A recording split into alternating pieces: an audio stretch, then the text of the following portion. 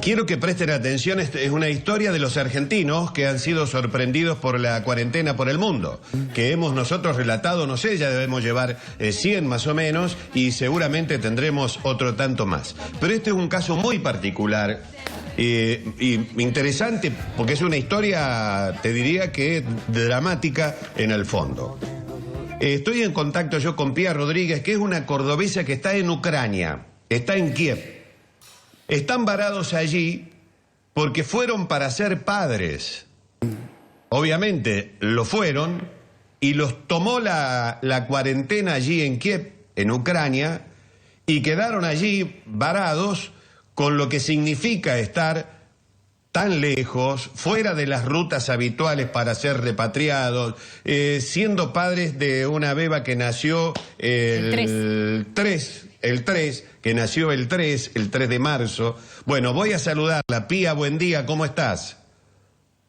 Hola, buenos días, Lagarto. Estamos acá con Jimena, otra mamá también. Estamos en la misma situación. Bueno, primero me gustaría que nos cuenten por qué razón están allí en Kiev, en Ucrania, y después vamos a entrar a la parte más dura y dramática de la historia. Buenos días a las dos. Buenos días.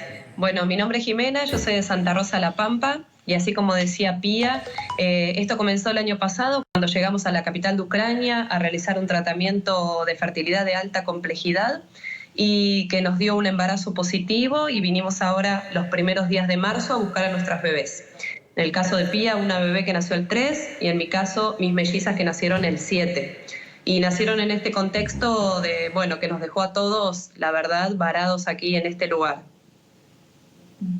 Es decir que ustedes fueron mamá, y a los 2 días se enteraron de que no podían volver a la Argentina. Y están, yo decía recién en la introducción, en una ruta no convencional, porque han sido repatriados muchos argentinos que estaban en España, en Italia, en el Caribe, porque bueno, hay rutas más habituales.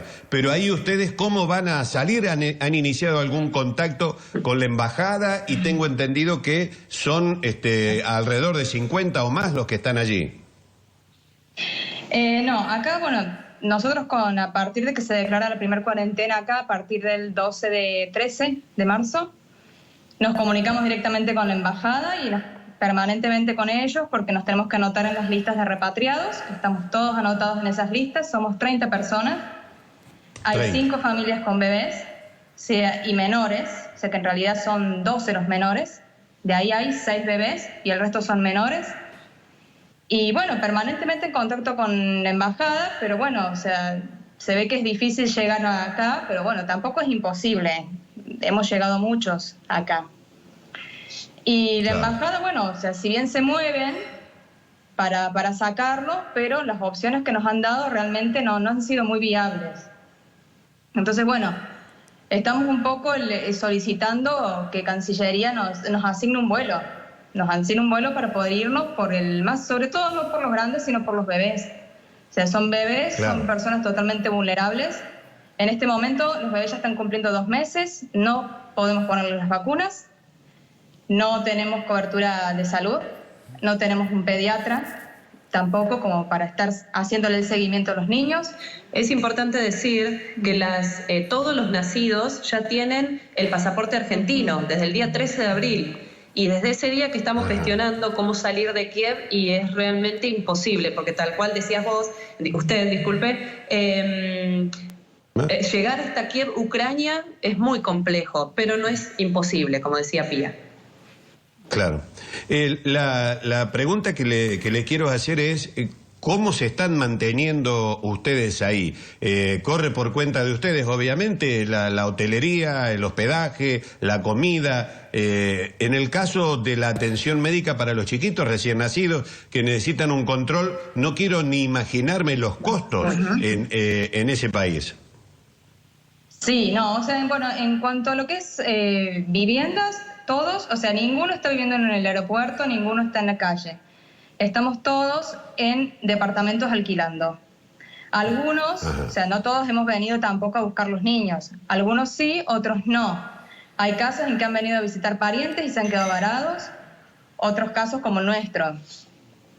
Muchos están en casa de parientes y otros estamos en departamentos alquilando. Nosotros, la agencia nos facilitó un departamento y eso es lo que estamos alquilando, o sea, todo, traslados, alimentación, todo por cuenta nuestra. En cuanto a los médicos, bueno, acá no hay cobertura de salud. Por lo tanto, hospital público, privado, pagás desde la ambulancia que llamás en el momento que le pase algo al bebé, hasta consultas médicas, medicinas, todo. O sea, se paga todo. A nosotros nos pasó, la nena tuvo una infección y bueno, tenés que pagar todo. Otra de las familias que están acá también, la nena también se les enfermó y es todo pago. O sea, no existe la cobertura social de salud, en Ucrania. Pía, buen día. Claro, sí. Buenos días. Buenos días. Buenos días. Sí. ¿Y qué incidencia, a propósito de esto y de la cuestión sanitaria, qué incidencia tiene ahí la pandemia en Kiev, en Ucrania? ¿Cómo está la situación, digamos? Ustedes están viviendo en un departamento, pero la realidad, ¿qué impone? Y complicado. O sea, nosotros llegamos el 5 de marzo con 2 casos, al igual que en Argentina. Allá había un caso, acá había 2. Hoy hay 12.300. Sí, 12.300 o más. Casos. Mucho.